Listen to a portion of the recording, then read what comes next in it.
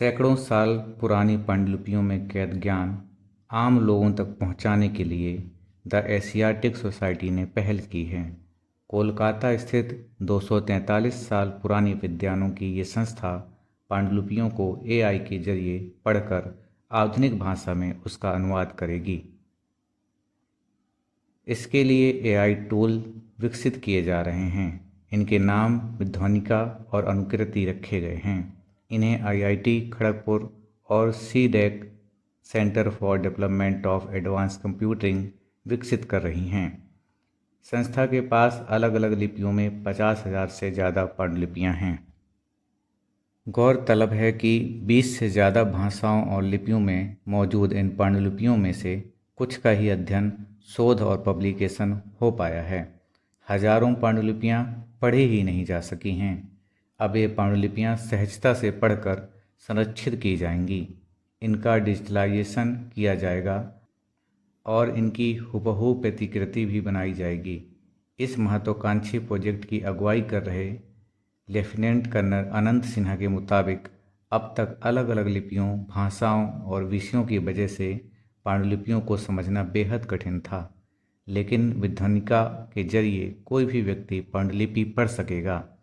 शोधार्थी एक ही विषय की अलग अलग भाषाओं में मौजूद पांडुलिपियों को जोड़कर अपना रिसर्च डेटाबेस तैयार कर सकेंगे।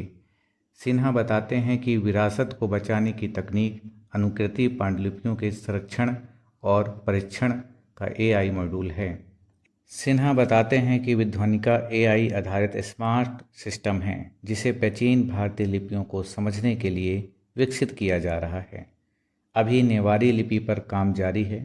एआई टूल करीब 70% सटीकता हासिल कर चुका है।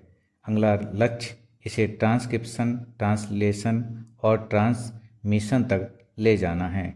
यानी यह पांडुलिपि को पढ़ ही नहीं सकेगा बल्कि उसे आधुनिक भाषा में बदलेगा भी।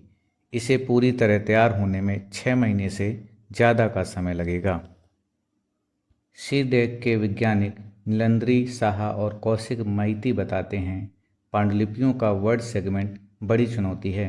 पहले कागज़ और स्याही महंगे होते थे, इसलिए शब्दों और लाइनों में गैप नहीं छोड़ते थे। बंगला पांडुलिपियों को ही लें तो मध्ययुगीन बंगला लिपि में कई ऐसे अक्षर थे जो अब प्रचलन में ही नहीं हैं। पहले इन पांडुलिपियों का ट्रांसक्रिप्शन मैनुअली होता था, जिसमें 4-5 साल लगते थे। अब विध्वनिका इसे कुछ हफ्तों में कर देगी। अनुकृति को विकसित करने वाले आईआईटी खड़गपुर के प्रोफेसर सौमिक भट्टाचार्य बताते हैं कि 200-300 साल पहले अलग अलग क्षेत्रों में रंगों का पिगमेंटेशन भिन्न था। उसी ऐतिहासिक पिगमेंटेशन को दोबारा तैयार करना सबसे चुनौतीपूर्ण है।